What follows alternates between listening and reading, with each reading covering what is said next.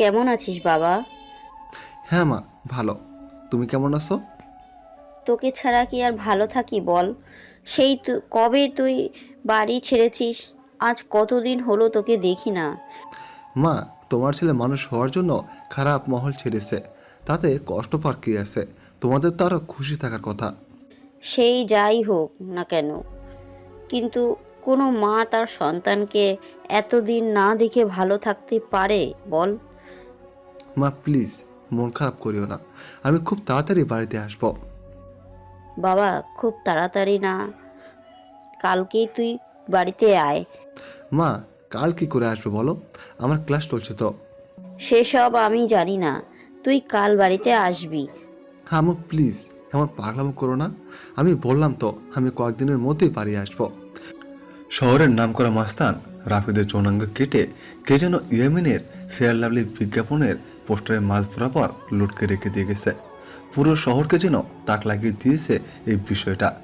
সবাই রাস্তার মাঝে জড়সড় হয়ে বিজ্ঞাপন পোস্টারের দিকে অবাক দৃষ্টিতে তাকিয়ে আছে। কার এত ক্ষমতা বা বুকের পাটা যে রাফিদের মতো মাস্তানের এমন দুর্ধর্ষ অবস্থা করেছে? আমি কলেজের দিকে যাচ্ছিলাম, কিন্তু মানুষের হট্টগোল দেখে সেখানে দাঁড়িয়ে গেলাম। একজন মানুষকে থেকে জিজ্ঞাসা করলাম, ভাই কি হয়েছে এখানে? আরে ভাই, দেখছেন না কি হয়েছে? শহরের নামকরা মাস্তান রাফিদের যৌনাঙ্গ কেটে কে যেন লটকে রেখেছে ফ্যানের লাভলি পোস্টারের মাঝে। শুধু তাই নয়, যে এমনটা করেছে সে তার একটা নামের কলন ছেড়ে দিয়ে গেছে, যেটাতে লেখা আছে মাফিয়া গার্ল। লোকটার কথা শুনে থতমত খেয়ে গেলাম, কিন্তু লোকটাকে বুঝতে দিলাম না। ভাই, কে এই মাফিয়া কাল? তার বিষয়ে কোনো কিছু জানেন কি? ভাই, তার বিষয়ে আমি কেন, শহরের ডিবি পুলিশরাও তার কোনো খোঁজ বের করতে পারেনি। এমন ডেঞ্জারাস এই মাফিয়া গার্ল আগেরবারও লোকাল থানার ওসিকে এই অবস্থা করে মেরেছিল। ভাই, তাহলে তো অনেক ভয়ঙ্কর একটা মানুষ এই মাফিয়া কাল। হ্যাঁ, অনেক খাতারনাক সে। এবার আমি চললাম ভাই, কখন তার কানে পৌঁছে যায় যে আমি তাকে নিয়ে কথা বলেছি, পরে সে আমারও এমন ভয়ঙ্কর অবস্থা করবে। ভাই, মাপও চাই, দোয়াও চাই। এমন বিভৎসভাবে মরার কোনো ইচ্ছে নেই আমার। তবে শেষ একটা কথাই বলি, মাফিয়া গার্ল যেটা করেছে সেটা একদম ঠিক করেছে।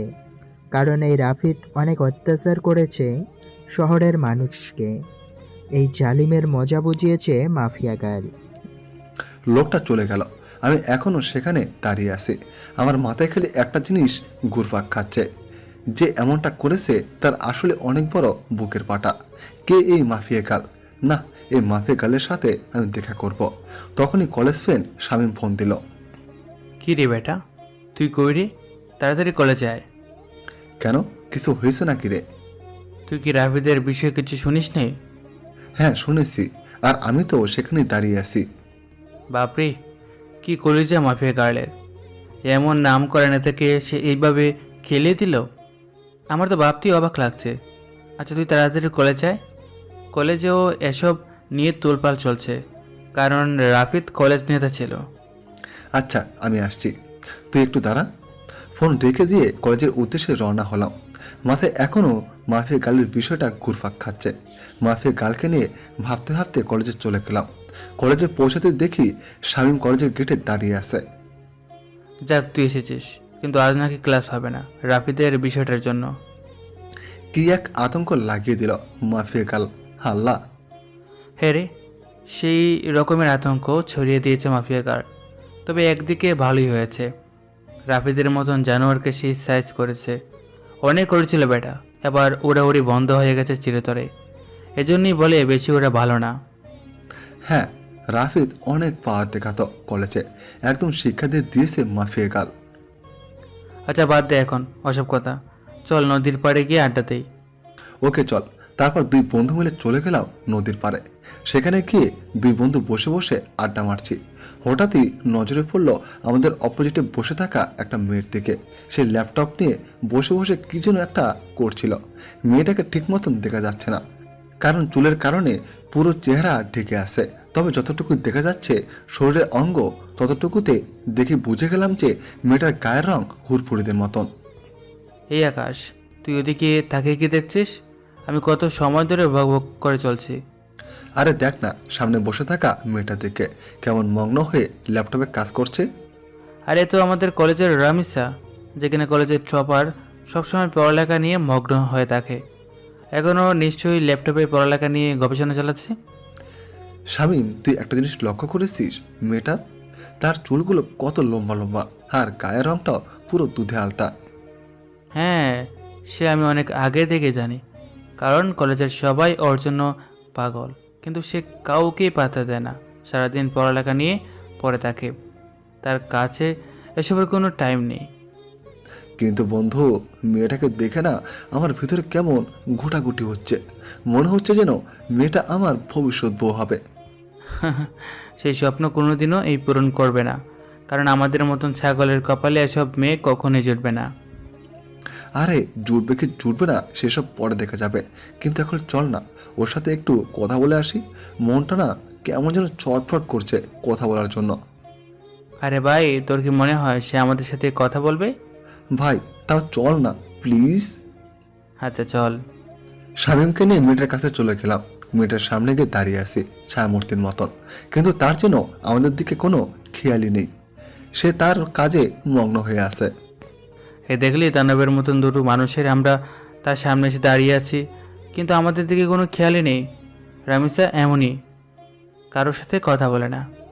আরে চুপ থাকতো, আমি কথা বলছি, দেখতে থাক। আমি গলায় বড় করে কাশি দিলাম, কিন্তু মেয়েটার কোনো রেসপন্সই দেখতে পেলাম না। মেয়েটা এখনও তার কাজে মগ্ন।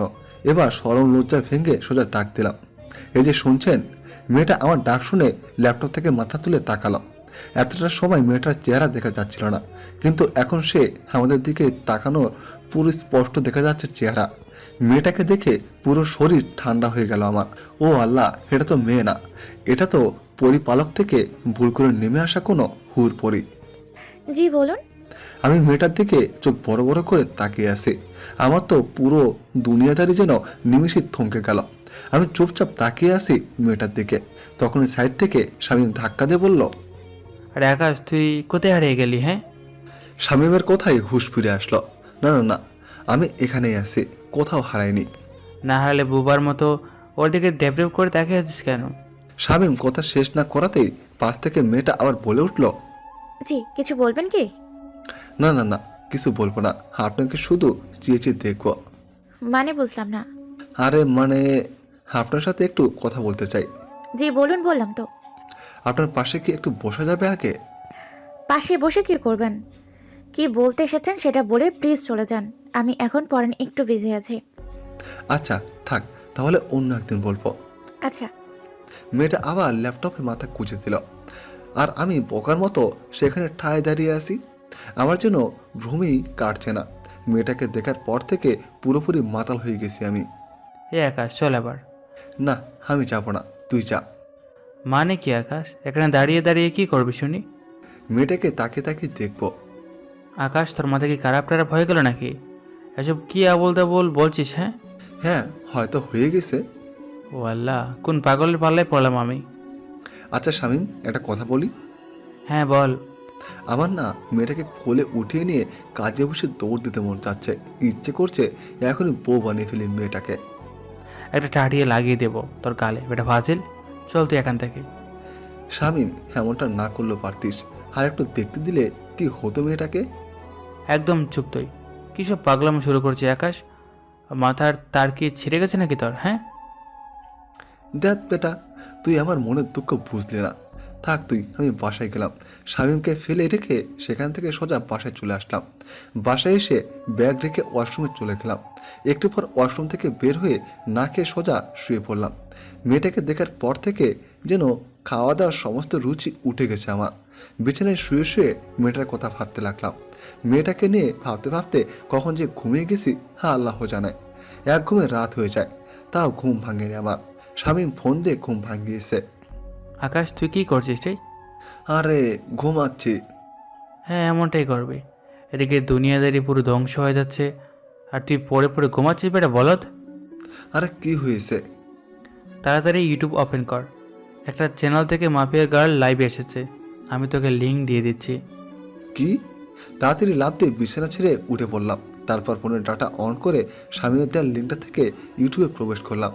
ইউটিউবে প্রবেশ করতে দেখি মাফিয়া গার্ল লাইভে এসেছে। চেহারা দেখা যাচ্ছে না, পুরো মুখ ঢাকা তার। আর তার থেকে বড় কথা, মেকানিক্যাল একটা অটো ভয়েস থেকে সে লাইভে এসেছে।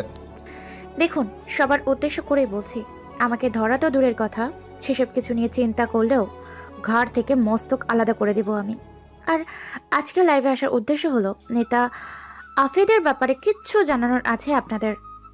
রাফিদ এখনও জীবিত, কিন্তু আজ তার শেষ দিন।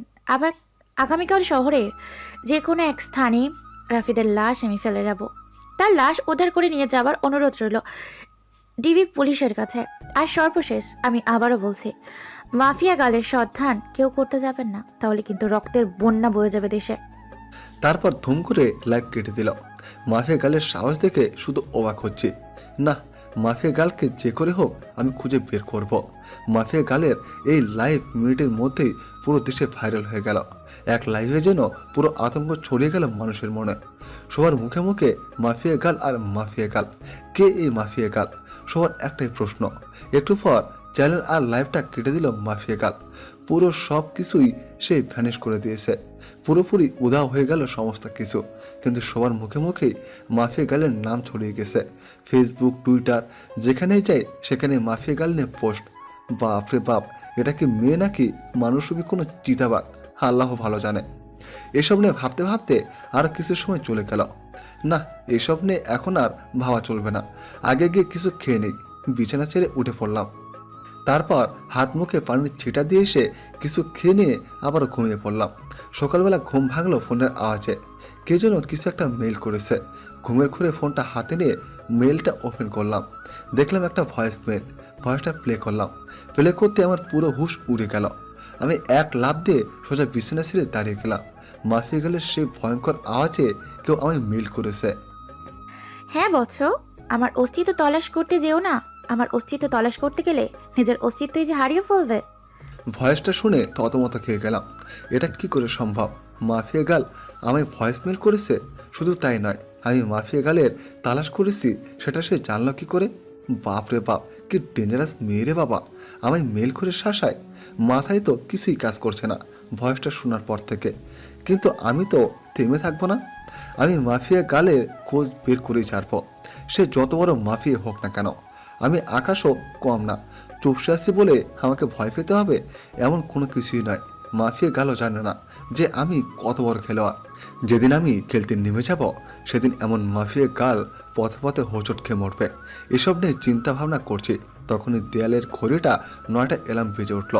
ও আল্লাহ, 9টা বেজে গেছে কখন! আমার তো কলেজ যেতে হবে। তাড়াতাড়ি বিছানা ছেড়ে উঠে পড়লাম। তারপর ফ্রেশ হয়ে হালকা পাতলা কিছু নাস্তা করে কলেজের উদ্দেশ্যে রওনা হলাম। হেঁটে রওনা হয়েছি। আরে দূর, আমার পরিচয় দিতে তো ভুলে গেছি সবাইকে। চলেন পরিচয় পর্বটা শেষ করে ফেলি। আমি বরাবরের মতোই আকাশ মাহমুদ, আপনাদের সাথে আছি। পড়াশোনার সুবাদে শহরে আলাদা বাসনে থাকি। আর পুরো পরিবার, বাবা মা ছোট বোন অন্য শহরে থাকে। আমি ইচ্ছে করে এই কলেজে অ্যাডমিশন নিয়েছি। ইচ্ছে করে বলতে একটা রিজন আছে এই কলেজে অ্যাডমিশন নেওয়া, সেটা গল্পের সাথে থাকলে জেনে যাবেন। সো এবার গল্পে ফেরা যাক। কলেজে পৌঁছে গেলাম। কলেজে পৌঁছাতেই দেখি গতকালের সেই রামিসা মেয়েটা গাছতলে বসে বসে বই একটা হাতে নিয়ে পড়ছে। কোনো কিছু না ভেবেই মেয়েটার দিকে এগিয়ে গেলাম, কারণ এখনও ক্লাস শুরু হয়নি। আর ক্লাস হবে কিনা সেটা সন্দেহ। মেয়েটার কাছে গিয়ে দাঁড়িয়ে আসি। মেয়েটা আমায় দেখে আজ নিজ থেকেই কথা বলল। কালকের বিষয়টা নিয়ে কিছু বলতে আসছেন বুঝি? না তেমন কিছু না, মানে না তেমন কিছু না, মানে হ্যাঁ।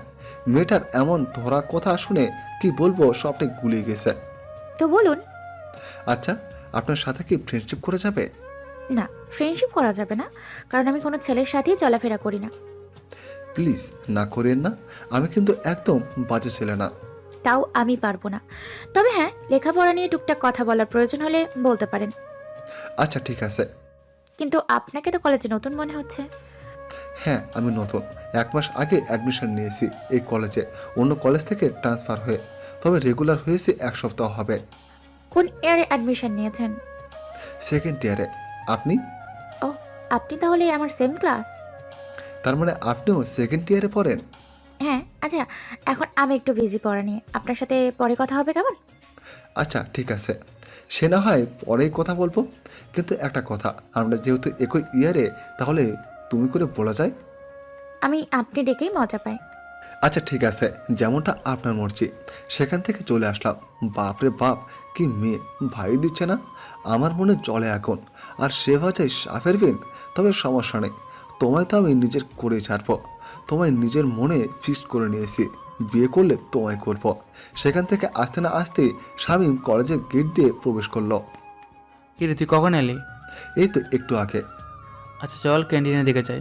কলেজের পরিবেশ দেখে তো মনে হচ্ছে না আজ সে ক্লাস হবে। আমারও তাই মনে হচ্ছে। চল তাহলে ক্যান্টিনে যাই। তারপর দুজন মিলে ক্যান্টিনে চলে গেলাম। কলেজে যেদিন অ্যাডমিশন নিয়েছি সেদিন এই শামীমের সাথে আমার পরিচয় হয়েছে। অল্প কয়েকদিনেই খুব ভালো বন্ধু হয়ে উঠেছি আমরা। দুই বন্ধু মিলে ক্যান্টিনে বসে বসে কফি খাচ্ছিলাম। তখন এই আশপাশের লোকজন সবাই একদিকে দৌড়ে ছুটে যায়। একজনকে ডেকে জিজ্ঞাসা করলাম, ভাই কি হয়েছে, আপনারা এভাবে দৌড়াচ্ছেন কেন? আরে ভাই, আপনারা কোন দুনিয়ায় থাকেন, হ্যাঁ, যে কোনো কিছুই বলতে পারেন না? ভাই এই দুনিয়াতেই আছি, কিন্তু কি হয়েছে সেটা তো বলবেন। আরে মাফিয়া গার্ল রাফিদেরকে মেরে ওর লাশ চৌরাস্তার মোড়ে লটকে রেখে দিয়েছে। লোকটার কথা শুনে মাথায় বড়সড় একটা বাস পড়ল। মাফিয়া গাল সত্যি তাহলে রাফিদকে মেরে ফেলেছে? শামীম চল তো তাড়াতাড়ি। হ্যাঁ চল। শামীমকে নিয়ে তাড়াতাড়ি চৌরাস্তার মোড়ে চলে গেলাম। সেখানে গিয়ে দেখি কয়েক হাজার মানুষ একত্রে জমা হয়েছে, আর চৌরাস্তার মোড়ে একটা বড় গাছের উপরে রাফিদের লাশ ঝুলছে। রাফিদের লাশ দেখে নিজেরই কলেজে কেঁপে উঠল। একটা মেয়ের পক্ষে কী করে সম্ভব এটা? একটা মেয়ে শহরের নামকরা নেতাকে এমন বিভৎসভাবে মারল যে দেখে বিশ্বাসই হচ্ছে না। চুপচাপ সেখানে নীরব দর্শকের মতন দাঁড়িয়ে আছি। ডিবি পুলিশ রাফিদের লাশ গাছ থেকে নামাচ্ছে। রাফিদের সারা শরীরে স্পট। মানুষজনকে ঠেলে ডিবি পুলিশের দিকে এগিয়ে গেলাম। ডিবি পুলিশ রাফিদের লাশ মাটিতে নামালো। তাকে মাটিতে নামিয়ে শরীরে তল্লাশি চালিয়ে দেখে রাফিদের পকেটে একটা চিঠি, যেটাতে লেখা আছে, আজ দুপুর 3টায় আমি কালকে ন্যায় লাইভে আসবো, সবাই তৈরি থাকবেন ধামাকার জন্য। মাফিয়া গালের চিঠি পড়ে সবার চোখ কপালে উঠে গেল। কি করতে চাচ্ছে মাফিয়া গাল? রাফিদকে তো মেরেই ফেলেছে, আবার কি নতুন করে ধামাকা দিবে সে? না, আজ লাইভ দেখতে হবে। এদিকে ডিবি পুলিশ সবার স্থান ত্যাগ করতে বলল। সবাই যে যার মতন চলে গেল। আমিও চলে আসলাম বাসায়। কলেজের দিকে আর গেলাম না। বাসায় এসে 3টা বাজার অপেক্ষা করছি। দুপুর 3টা বাজতে আর 2 মিনিট বাকি। তখনই মাফিয়া গাল সেই ইউটিউব লিঙ্কে ক্লিক করলাম, আর চ্যানেলটা ওপেন হয়ে গেল। 3টা বেজে গেছে, আর সাথে সাথে চ্যানেল থেকে মাফিয়া গাল লাইভে চলে আসলো। সে গতকালের ন্যায় মেকানিক্যাল একটা টোন ব্যবহার করে লাইভে এসেছে। আমি জানি আপনারা সবাই আমার লাইভের জন্য অপেক্ষা করছেন, সো অপেক্ষার প্রহর কেটে গেছে, আমি চলে এসেছি। এবার হবে আসল ধামাকা। আপনারা সবাই রাফিদের লাশ তো পেয়েই আছেন। এবার লিস্টে রয়েছে এমপি ওসমান, আর তার মরার পালা চলে এসেছে। এমপি ওসমান মৃত্যুর জন্য তৈরি হয়ে নেয়। এবার তোকে আমার হাত থেকে কেউ রক্ষা করতে পারবে না। সমাজের আড়ালে লুকিয়ে থাকা সব কয়টা মুখোশধারীকে এইভাবে ভয়ানক মৃত্যুদণ্ড দেব আমি। কেউ তোদেরকে আমার হাত থেকে বাঁচাতে পারবে না। আর শুনে রাখেন সকলেই, আমি কোনো খারাপ কাজ করছি না, সমাজের নষ্টগুলাকে বেছে বেছে সাজা দিচ্ছে। এমপি ওসমানের মৃত্যুর পর বাকি টার্গেটের নাম আমি বলে দিব। এসব কিছু আমি সমাজের ভালোর জন্যই করছি। তবে হ্যাঁ, আমার পার্সোনাল একটা মাকসাদ আছে, আর সেটা হলো আমি আগুনের সাথে দেখা করতে চাই। এসব করে সে যেন নিজেই আমার কাজকর্ম দেখে আমার সাথে দেখা করে। যতদিন না সে আমার সাথে দেখা করবে ততদিন এই রূপ করেই যাব আমি। মাফিয়া গালের মুখে আগুন নামটা শুনে ভিতরে ছাদ করে উঠল। হাল্লা, এ তো দেখি উল্টো চক্র। যেখানে মাফিয়া গালকে আমি খুঁজেছি সেখানে সে উল্টো আগুনের তালাশ করছে। না, মাফিয়া গালের খোঁজ বের করতেই হবে, যে করেই হোক না কেন। আমি মাফিয়া গালকে খুঁজে বের করবই। তবে আগে মাফিয়া গালের পরিশেষটা শুনি, সে কি বলতে চায়। আগুন, আপনি যেখানে আছেন না কেন, আপনি যদি আমায় তালাশ না করেন তাহলে এসব কোনো দিনও বন্ধ করব না আমি। একটা কোডিং দিয়ে গেলাম আমার 2244। এই কোডিংটা আপনি ছাড়া কেউ বুঝবে না, সো নিজেই আমার খোঁজ বের করুন। মাফিয়া গালের কোডিং শুনে আরও মাথা খারাপ হয়ে গেল। মাফিয়া গাল চাইছেটা কি? কিছুতে মাথায় কাজ করছে না। সে আগুনের সাথে দেখা করতে চায়, তার উপরে আবার সে নিজের লিড কোড ইউজ করছে। মাথা তো পুরো কাজ করা বন্ধ করে দিয়েছে। আর কিছুই যেন ভাবতে পারছি না, মাথা পুরো জ্যাম হয়ে গিয়েছে। মাফিয়া গাল লাইফ কেটে দিয়ে বের হয়ে গিয়েছে, এদিকে আমার মাথায় প্যাটার্ন পড়ে গেছে, মস্তিষ্ক পুরো নিস্তেজ হয়ে গেছে আমার। না আর না, আগে নিজেকে একটু রিল্যাক্স করি, পরে না হয় মাফিয়া গালকে নিয়ে ভাবা যাবে। ডাটা অফ করে দিয়ে শুয়ে পড়লাম। এখন একটু ঘুমাবো, পরে না হয় ঘুম থেকে উঠে বিষয়টা নিয়ে ভাবা যাবে। যেমন ভাবা তেমন কাজ, সব চিন্তা একপাশে রেখে ঘুমিয়ে পড়লাম। বিকেলবেলায় ঘুম থেকে উঠে বাইরে চলে গেলাম। মাথা কেমন যেন ভারী ভারী হয়ে আছে। তাড়াতাড়ি কাকুর দোকানে যেতে হবে আমার, না হয় মাথা ঠিক হবে না। ওনার দোকানে গিয়ে চা খেয়ে আগে মাথা ঠিক করতে হবে। কাকুর দোকানে গিয়ে চায়ের অর্ডার করলাম। মাথায় জ্যাম মোটামুটি ছুটছে মনে হচ্ছে, চা খেয়ে শরীরটা চাঙ্গা লাগছে একটু। হ্যাঁ, এবার শান্ত মাথায় ভাবি মাফিয়া গালের কথা। আচ্ছা, মাফিয়া গাল আমায় খোঁজ কেন করছে? কি চায় সে আমার কাছে? আর কেন বা সে এসব কর্মকাণ্ড করছে? দেশে তো প্রশাসন আছে দুর্নীতিবাজদের শাস্তি দেওয়ার জন্য, তারপরও কেন মাফিয়া গাল আইনের বিপক্ষে যাচ্ছে? হাজারটা প্রশ্ন নিজেকে নিজে ছুঁড়ে মারলাম। এবার আমার শান্ত মস্তিষ্ক ধীরে ধীরে সবকটা প্রশ্নের উত্তর খোলাসা করতে লাগলো। দেখো, দেশের যে অবস্থা তা কোনোদিন শুধরাবে না। একটার পর একটা দুর্নীতিবাজ পয়দা হয়েই যাবে, কখনো তাদেরকে থামানো যাবে না। নিজের মনের উত্তরের সাথে মাফিয়া গেলে কর্মকাণ্ডের জাজমেন্ট করলাম। পরিশেষে যা বুঝতে পেলাম, হ্যাঁ, মাফিয়া গাল একদিকে ঠিকই বলেছে, যাদের শাস্তি হয় না সে তাদেরকে শাস্তি দিচ্ছে। এমন একটা মানুষের এই অভাবই ছিল দেশে। কিন্তু একটা জিনিসের উত্তর কোনোভাবেই পেলাম না। মাফিয়া গাল আমার খোঁজ করছে কেন? কি চায় সে আমার কাছে? এটার উত্তর আমার জানতেই হবে। তবে তার জন্য মাফিয়া গালকে দরকার আমার। হ্যাঁ, মাফিয়া গালকে দরকার আমার। মাফিয়া গাল, তুমি অপেক্ষায় থাকো, জলদি দেখা হচ্ছে তোমার সাথে। কাকুর দোকান থেকে উঠে চলে এলাম। ভিতরে খালি একটা জিনিসই কাজ করছে, মাফিয়া গালের খোঁজ বের করা। হ্যাঁ, সেটা আমি অতি শীঘ্রই বের করে ফেলবো, তারপর হবে আসল খেলা। যদি অসাধু কোনো মতলব থাকে আগুনকে নিয়ে মাফিয়া গালের, তখন মাফিয়া গাল বুঝতে পারবে যে কত ধানে কত চাল। আগুনও কোনো ফেলনার জিনিস না, সেটা সে তখন হারে হারে টের পাবে। তবে তার একটা হ্যাস্ত করবই আমি। সে আগুনকে হয়রানি করিয়েছে, সে জানে না যে সে আগুন নিয়ে খেলা করছে। যে আগুন বছর 3 আগে জ্বলে উঠেছিল, সেদিন কয়েক শতাধিক মানুষের চোখে মুখে ছিল কান্না আর আতঙ্ক ছিল পুরো দেশে। আর সে আগুনকে মাফিয়া গাল নামক 2 দিনের একটা মেয়ে ফোর্স করে দেখা করার জন্য। এটার মজা তাকে বোঝাবো আমি। এসব নিয়ে ভাবতে ভাবতে বাসায় চলে এলাম। বাসায় এসে কিছু সময় বই নিয়ে ঘাটাঘাটি করে উঠে পড়লাম। তারপর খেয়ে দিয়ে বিছানায় পিঠ এলিয়ে দিলাম। শুয়ে শুয়ে ফেসবুকিং করছি, নিউজ ফিড ঘাটছিলাম। তখনই মাফিয়া গার্লকে নিয়ে একটা পোস্ট সামনে এলো। কে যেন গ্রুপে মাফিয়া গার্লকে নিয়ে পোস্ট করেছে। পোস্টের ক্যাপশন লেখা, mafia girl is the best women in the world. ইস, আমি যদি মাফিয়া গালের মতো হতে পারতাম। পোস্টটা দেখে একটা রিয়াকশন মনে পড়ল, বাবা গো বাবা, টুরুলা। আরে বেটা, তোর যদি এতই মাফিয়া গালের মতন হওয়ার ইচ্ছা, তাহলে লিঙ্গ পরিবর্তন করে মাফিয়া গালের মতো কাজকর্ম শুরু করলেই পারিস। যত সব বিরক্তিকর পোস্ট, মাথা পুরো বিগড়ে যাচ্ছে মানুষের আহ্লাদ থেকে। কি যে পেয়েছে মানুষ মাফিয়া গালকে নিয়ে, আল্লাহ। যেখানে যাই সেখানে মাফিয়া গাল আর মাফিয়া গাল, পুরো ডিসগাস্টিং। বাঙালি কিছু একটা পেলেই ভার্চুয়াল জগতে তোলপা শুরু করে দেয়, বিশেষ করে ফেসবুকে। বিরক্তি নিয়ে ফেসবুক থেকে বের হয়ে আসলাম, তারপর ঘুমিয়ে গেলাম। পরের দিন সকালবেলায় উঠে কলেজে চলে গেলাম। কিন্তু আমি আমার খোঁজ চালু করে দিয়েছি। মাফিয়া গালের খোঁজ করতে করতে 2-1 দিন কেটে গেল। অনেক চেষ্টা চালিয়েছি মাফিয়া গালের খোঁজ বের করার, কিন্তু কোনো রকমই খোঁজ বের করতে পারলাম না। কিন্তু আমি হাল ছাড়বো না। তবে একটা কথা, আমি যদি পাওয়ার খাটাই তাহলে ঘন্টা খানেকের মধ্যে মাফিয়া গালের খোঁজ পেয়ে যাবো আমি। কারণ আমার জন্য কোনো কিছু অসম্ভব নয়। আমি সেই ভয়ঙ্কর খিলাড়ি যে কিনা অনেক বড় বড় মাফের মানুষের হাল খারাপ করে দিয়েছি। আমি সেই আগুন। আমি একবার হাতের ইশারা করলেই মাফিয়া গালকে আমার সামনে নিয়ে চলে আসবে আমার ছেলে ফেলে। কিন্তু আমি চাই না পাওয়ার খাটাতে, আমি চাই নিজের বলে ওকে বের করব। আর তাছাড়া পাওয়ার খাটাতে গেলে আমার অতীত সামনে চলে আসবে, কিন্তু আমি চাই না আমার অতীত সামনে আসুক। তাই চুপিসারে খোঁজ চালাতে থাকলাম। এভাবে আরো কয়েকটা দিন কেটে গেল। আমি মাফিয়া গালের খোঁজ চালু রাখলাম, এখনো তাকে বের করতে পারিনি। তবে হঠাৎ একদিন আরেকটা ভয়ঙ্কর ঘটনার সামনে এলো। মাফিয়া গাল সেই এসপিকে মেরে ফেলেছে। শুধু তাই নয়, রাফিদের থেকেও বিভৎসভাবে মেরেছে তাকে। এসপিকে মেরে তার যৌনাঙ্গ কেটে মুখের সাথে সেলাই করে দিয়ে কারেন্টের খাম্বায় লটকে রেখেছে। সাথে গলার মধ্যে একটা নেম প্লেট ঝুলে দিয়েছে, যাতে লেখা আছে, আমি এসপি এনামল। দুর্নীতির জন্য আজ আমার এমন ভয়াবহ মৃত্যু হয়েছে। এবার তো আরও আতঙ্ক ছড়িয়ে গেল। আগের বার রাফিদ, এবার প্রশাসনিক কর্মকর্তা।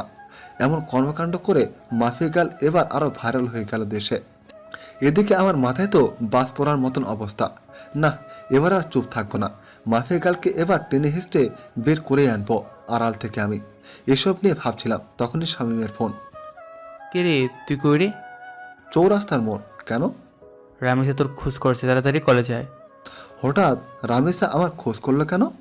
তা আমি জানবো কি করে? তুই কলেজে এসে ওর থেকে জেনে নে সে কেন তোর খোঁজ করছে। ওকে, আমি আসছি। ফোন রেখে দিয়ে কলেজের উদ্দেশ্যে রওনা দিলাম। আজ 2 দিন কলেজে যাওয়া হচ্ছে না, কারণ শরীর একটু অসুস্থ। তার থেকে বড় কথা, মাফিয়া গালের খোঁজ করেছি আমি। কিন্তু এখন স্বামী ফোন দিয়ে যেতে বলল, তাড়াতাড়ি কলেজে চলে গেলাম। কিরে, রামিসা কই? ওই যে ওই দিকটাতে বসে আছে। আচ্ছা, আমি দেখে আসছি কেন ডেকেছে সে। শামীমকে রেখে রামিসার কাছে চলে গেলাম।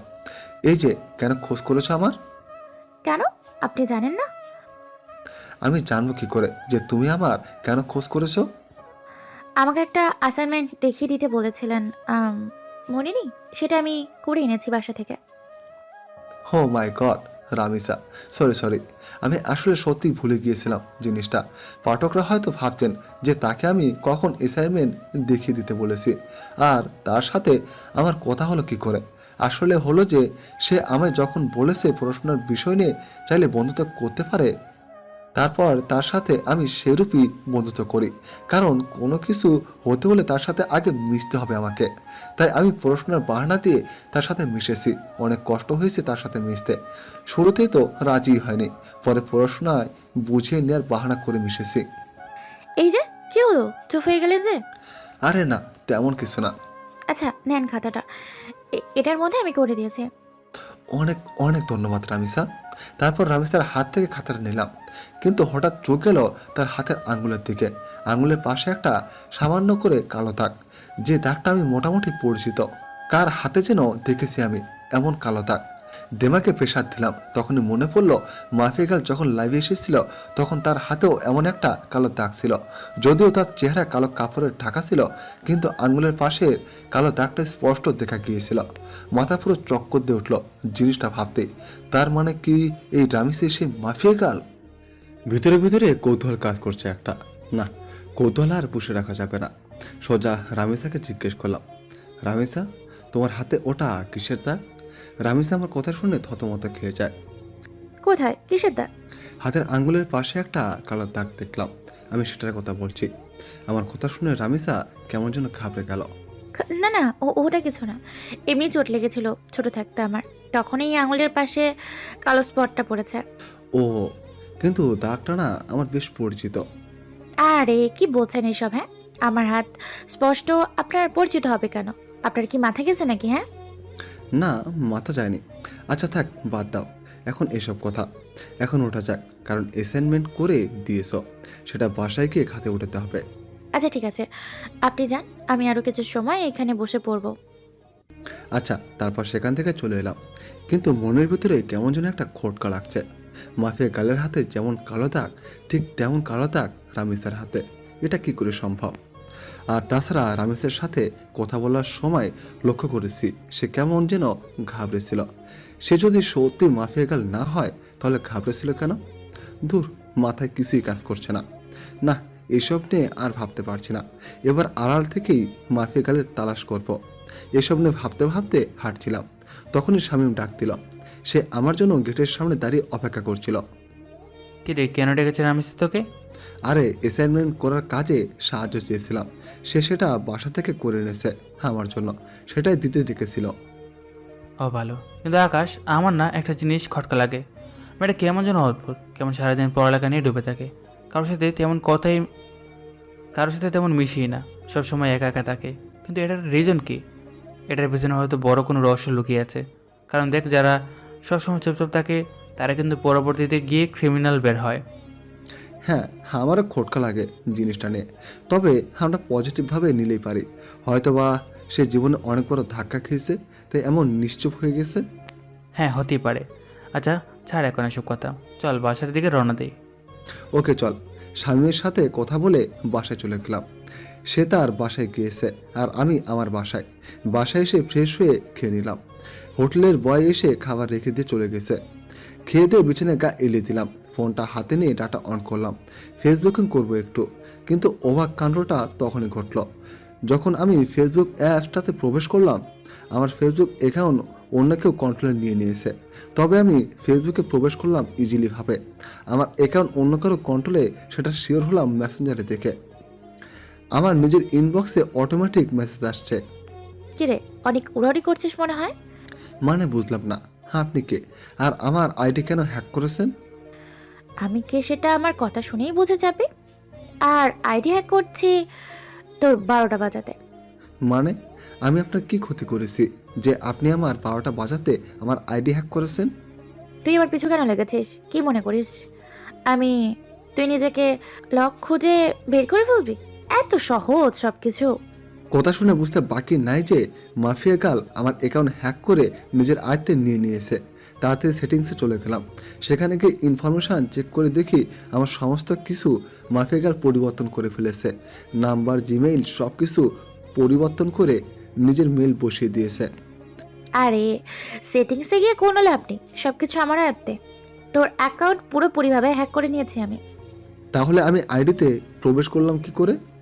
আমি চেয়েছি তাই তুই প্রবেশ করতে পেরেছিস, কারণ আমি সব কিছু পরিবর্তন করলেও সিওর লগ আউট করিনি, তাই তুই প্রবেশ করতে পেরেছিস। মারেননি কেন?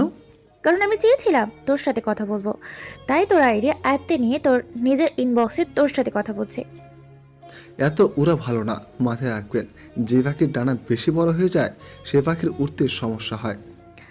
উঠছিস তো তুই নিজে, তুই আমার খোঁজ করতে উঠে পড়ে কেন লেগেছিস? কি মরা সব গুজিয়েছে? হয় সাধারণ জোকস। হাসি আসলো আপনার কথা শুনে। হাসি বের করে দিব, টেনশন নিস না। মরার জন্য এত উতলা হচ্ছিস তো, সেই শখ আমি পূরণ করে দিব। সবে মাত্র অ্যাকাউন্ট হ্যাক করেছি, আর একটু ধৈর্য ধর, তারপর তুই নিজেই হ্যাক হয়ে যাবি। এই জোকসটা আরও সেরা ছিল, তবে আমার একটু হাসি আসেনি এবার, কারণ এমন আবাল সাবাল আমি গুনি না। আর আপনি যত বড় মাফিয়া হন না কেন সেসব আমার দেখার বিষয় না। সো আমার ভয় দেখাতে আসেন না। আপনার মতন অনেক বড় বড় খিলাড়ি দেখেছি আমি। সো ফাও পাগলামো না করে নিজের মতন থাকেন, না হয় নিজের বিপদ নিজের ডেকে আনবেন। তুই মনে হয় আমার সম্পর্কে ভালো করে না জানি কথা বলছিস। আপনার সম্পর্কে না জেনে কথা বলছি না, বরং আপনি আমার সম্পর্কে না জেনে কথা বলছেন। শুনেন, কারোর সাথে পাঙ্গা নেয়ার আগে দেখে শুনে নেবেন, না হয় পরে দেখা যাবে বিপরীত পক্ষ বাপ লেভেলের মানুষ। সো বুঝে শুনে পাঙ্গা নেন। বাপ না চিনে পাঙ্গা নিতে আসবেন না, সোজা বাঁশ খেয়ে মারা যাবেন। হারামির বাচ্চা, তুই সত্যিই মরবি। মাফিয়া কালের সাথে বেয়াদবি করার ফল তুই পাবি। তোর প্রথম সাজা স্বরূপ আইডিটা আর কোনো দিন পাবি না, চিরতরে হারালে। বাকি তোকে আমি পরে সাইজ করব। এত সময় ভালো করে কথা বলেছি, কিন্তু এখন আর না। তুই শুনে রাখ, বাপ না চেনে আওয়ালমি করার কারণে কিক দিয়ে সোজা দুনিয়া সারা করবো তোকে। আর কি বললি তুই? আমার ফেসবুক অ্যাকাউন্ট আমি আর পাবো না? তাহলে চ্যালেঞ্জ দিয়ে বললাম, 10 মিনিটে তোর থেকে ফেসবুক অ্যাকাউন্ট আমি আমার কন্ট্রোলে নেব। দেখি পারলে আমি আটকে দেখা। রেগে মেগে মোবাইলটা ছুঁড়ে মারলাম। তারপর বিছানায় ছেড়ে গিয়ে উঠে টেবিলের উপরে থাকা ল্যাপটপটা ওপেন করে অটো কোডিং দিয়ে ফেসবুকটা ফিরিয়ে আনলাম। এটা করতে পুরোপুরি 10 মিনিট লাগেনি। আবার মাফিয়া গাল আমার সাথে টক্কর দিতে আসে। তারপর ফেসবুকটাকে সিকিউরিটি করে বের হয়ে আসলাম। কোনোদিন যদি মাফিয়া গালকে সামনে পাই, গাল দুটো লাল করে দিব সোজা। অ্যাকাউন্ট সিকিউরিটি করে আবারও শুয়ে পড়লাম। এবারে শোয়াতে কখন যে ঘুমিয়ে গেছি তা বলতে পারবো না। বিকেলবেলায় স্বামী ফোন দিয়ে ঘুম ভাঙায়। আকাশ চল, আজ কোথা থেকে ঘুরে আসি। বেটা, ঘুম থেকে তুলে বলছিস ঘুরতে যেতে? কত আরামের ঘুমটা না ঘুমিয়েছিলাম। এই রাখ তোর ঘুম, 10 মিনিটের মধ্যে তামান্না আবাসিকের সামনে আসবি। শালা গরু, ঘুমটে মাটি করে দিয়েছিস পুরো। ওকে দাঁড়া, আসছি। তারপর ফোন রেখে দিয়ে গায়ে শার্ট লাগিয়ে নিলাম। তারপর জায়গা মতন চলে গেলাম। সেখানে গিয়ে দেখি স্বামী আগে থেকে হাজির। বাহ, মহারাজ এসেছেন। ধুর বেটা, শান্তির ঘুমটা শেষ করলে আমার। হ্যাঁ, তোমার শান্তির ঘুমই খালি নষ্ট করে মানুষ। বেলা বাজে কয়টা আর তুমি পড়ে পড়ে ঘুমাও? গরুর দামড়া ফাটা, বউ জুটবে না তোর। ওকে, না জুটলে নাই। এখন চল ঘুরে আসি। ওকে চল। তারপর দুজন মিলে ঘুরতে চলে গেলাম। অনেক রাত পর্যন্ত দুজন মিলে ঘোরাঘুরি করেছি, রেস্টুরেন্টেও খেয়েছি। সমস্ত বিল শামীম দিয়েছে। রাত বাজে 10টা। ঘোরাঘুরি শেষ করে দুজনের বাসায় চলে এলাম। বাসায় এসে হাত মুখ ধুয়ে ফ্রেশ হয়ে শুয়ে পড়লাম। শরীর অনেক ক্লান্ত, তাই শুতেই ঘুমিয়ে গেছি। সকালবেলায় ঘুম থেকে উঠে রেডি হয়ে কলেজে চলে গেলাম। কলেজে গিয়ে দেখি গেটের মধ্যে রামিসা দাঁড়িয়ে আছে। সে আমাকে দেখতে পেয়ে, যাক, ভালো হয়েছে। চলেন, আপনার সাথে আমার কিছু কথা আছে। বাহ, হ্যাঁ, সূর্য কোন দিকে উঠেছে। আচ্ছা চলো। দুজনে একপাশে চলে গেলাম। হ্যাঁ, এবার বলো। আমি আপনার সাথে বন্ধুত্ব করতে চাই। রামেশের কথা শুনে সত্যি মনে হচ্ছে সূর্য আজ উল্টো দিশা ধরে উঠেছে। এই এই কি হয়েছে বলো তো? তুমি আজ নিজ থেকে আমার সাথে ফ্রেন্ডশিপ করতে চাইছো? কারণ কি? তুমি তো পড়ার বিষয় ছাড়া কোনো কিছু নিয়ে কথা বলতে বারণ করেছো। দেখুন, আসলে আমার জীবনে অনেক বড় একটা ধাক্কা খেয়েছি আমি, তাই কাউকে আর বিশ্বাস করতে পারি না। অনেক ভয় হয় আমার, কিন্তু আপনাকে আমার অনেক বিশ্বাস হয়, তাই আমি আপনার সাথে বন্ধুত্ব করতে চাই। কি নিয়ে ধাক্কা খেয়েছো? তা না হয় পরে একদিন বলবো না। এখন কি বন্ধুত্ব করবেন আমার সাথে? ও আচ্ছা। আচ্ছা, মানে কি ধরে নিব আমি? বন্ধুত্ব করছেন? হ্যাঁ, কিন্তু তাহলে তুমি আমায় আপনি বলতে পারবে না, তুমি করে বলতে হবে। ওকে, আপনি বলবো না, তুমি করেই বলতে হবে। রামেশের সাথে বন্ধুত্ব হয়ে কি যে খুশি লাগছে তা বলে বোঝাতে পারবো না, কারণ ভালোবাসার প্রথম ধাপ বন্ধুত্ব। রামেশের সাথে আমার সেটাই হয়েছে। এর মাঝে কয়েকটা দিন কেটে গেছে। ধীরে ধীরে দুজনের বন্ধুত্ব আরও গভীর হয়ে গেল। দুজনের অনেকটা ক্লোজে চলে এসেছি। সে আমার সাথে বন্ধুর মতো আচরণ করে, কিন্তু আমার আচরণে তাকে যে আমি ভালোবাসি সেটা তাকে বোঝানোর ট্রাই করি। তবে সব কিছুর ভিড়ে মাফিয়া গেল আমার মন থেকে সরানি। তাকে এখনও খোঁজ করে বেড়াচ্ছি আমি, কিন্তু কোনো খোঁজই পাইনি তার। তবে রামিসাকে আমার কিছুটা সন্দেহ হয়, কারণ তার হাতের কালো দাগটা মাফিয়া গালের সাথে মিলে। কিন্তু তাকে কখনো আমি কিছু জিজ্ঞেস করিনি, কারণ সে যদি না হয় পরে আরেক বিপাকে পড়তে হবে আমাকে। তবে যেদিন সত্যি মাফিয়া গালের খোঁজ পাবো সেদিন তাকে ধরবো। সেটা যদি রামিসা হয় তাহলে তাকে ধরবো। এভাবে দিন কাটতে থাকে। একদিন সকালবেলা ঘুম থেকে উঠে কলেজে যাওয়ার জন্য ফ্রেশ হচ্ছি। ব্রাশ হাতে নিয়ে ওয়াশরুমে দাঁড়িয়ে দাঁড়িয়ে হেলাম ডেলাম করে দাঁত ব্রাশ করছি। হঠাৎ এই ওয়াশরুমের আয়নায় কিছু একটা চোখে পড়লো। ভালো করে লক্ষ্য করে দেখলাম আমার পিছনে বরাবর মাস্ক পরে কেউ একজন দাঁড়িয়ে আছে। মাস্ক আর চেহারার আকৃতি দেখে বুঝতে বাকি রইল না যে আমার যে পিছনে মাফিয়া গাল দাঁড়িয়ে আছে। আজ মাফিয়া গালের শেষ দিন। কিয়ামত ঘটিয়ে দেবো আজ মাফিয়া গালের। সাথে সাথে ঘাড় ঘুরিয়ে পিছনে তাকালাম, কিন্তু অবাক করা বিষয়, পিছনে কাউকে দেখতে পেলাম না। মিনিটের মধ্যে মাফিয়া গাল যেন কোথাও হাওয়া হয়ে গেল। কিরে, গেল কোথায় সে? সারা ওয়াশরুম চোখ বুলিয়ে দেখতে লাগলাম, কিন্তু কোথাও মাফিয়া গালকে দেখতে পেলাম না। মিনিটের মধ্যে কোথাও উদাও হয়ে গেল মাফিয়া গাল। মাথায় তো কিছুই খেলছে না। চার দেলের মাছ থেকে হাওয়া কি করে হয়ে গেল? মাফিয়া গাল কি সত্যি এখানে এসেছিল?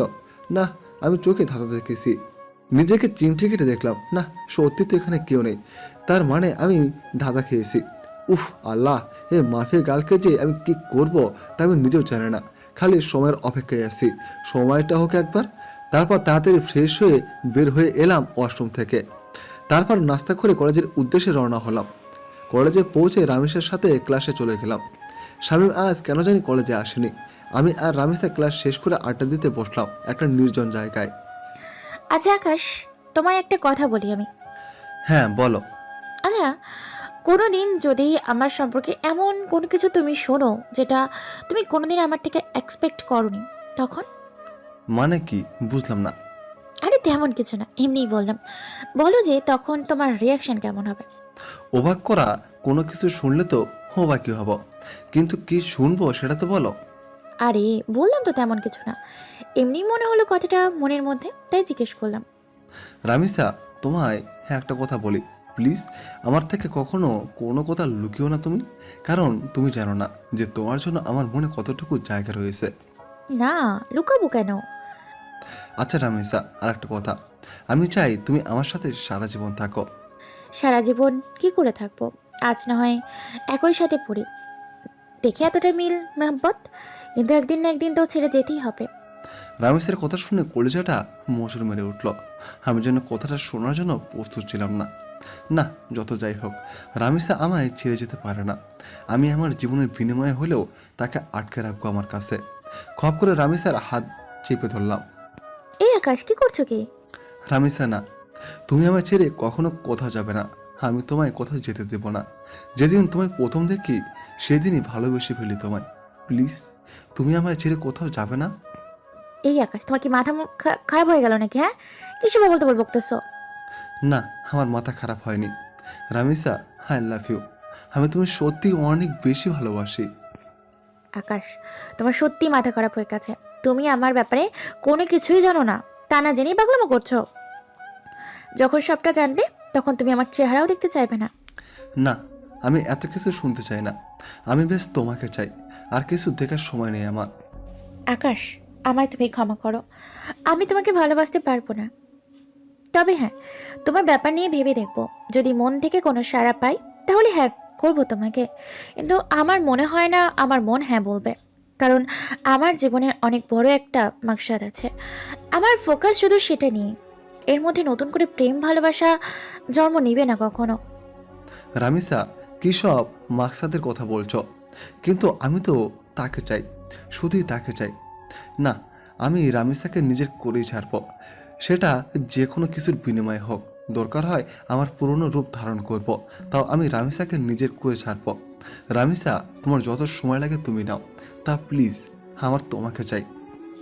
আকাশ, আমি বললাম তো আমি ভেবে দেখবো, প্লিজ এমন পাগলামো করো না। আচ্ছা ঠিক আছে। হ্যাঁ চলো ওঠা যাক, অনেকটা সময় হয়েছে, বাসায় যাওয়া দরকার। হ্যাঁ চলো। তারপর রামিসাকে বিদায় দিয়ে বাসায় চলে আসলাম। বাসায় এসে ফ্রেশ হয়ে খেয়ে দিয়ে নিত্যদিনের রুটিন ফলো করলাম। শুয়ে শুয়ে কিছুটা সময় ফেসবুকিং করব, তারপর ঘুমিয়ে পড়ব। আজকেও একটা অবাক করা কাণ্ড ঘটলো ফেসবুকে ঢোকার সাথে সাথে। আজকেও মাফিয়া কাল আমার ফেসবুক অ্যাকাউন্ট হ্যাক করার চেষ্টা করেছে, কিন্তু করতে পারেনি, কারণ আমি টাইট সিকিউরিটি করে রেখেছি। কারোর বাপের সাধ্য নেই যে আমার অ্যাকাউন্ট হ্যাক করবে এখন। তৎক্ষণাৎ একটা মেল আসলো মাফিয়া গাল নামক একটা ব্ল্যাঙ্ক জিমেল থেকে। নিজেকে অনেক বড় কিছু ভাবিস তুই, তাই না? আমিও দেখবো তুই কতদিন নিজেকে গুটিয়ে রাখতে পারিস। মেলটা দেখে চরম লেভেলের মেজাজ খারাপ হয়ে গেল। ইচ্ছে করছে মাফিয়া গালকে ধরে এনে কানের নিচে কয়েকটা লাগিয়ে দিই, কিন্তু তাকে পাবো কোথায়? তার কোনো ইনফরমেশান এই তো আমার কাছে নেই। তার কোনো ইনফরমেশনই তো আমার কাছে নেই। এদিকে রাগের মাত্রা আরও দ্বিগুণ হয়ে গেল। দাঁড়া, আজ তোর 12টা বাজাচ্ছি। এমন গালি দেবো তোকে, তুই নিজে এসে আমার কাছে ধরা দিবি। মাফিয়া গেলে সেই জিমেলটাতে ক্লিক করলাম। জিমেলটাতে ক্লিক করতে সেটা উধাও হয়ে গেল। ইরোর দেখাচ্ছে জিমেলটাতে ক্লিক করার পর।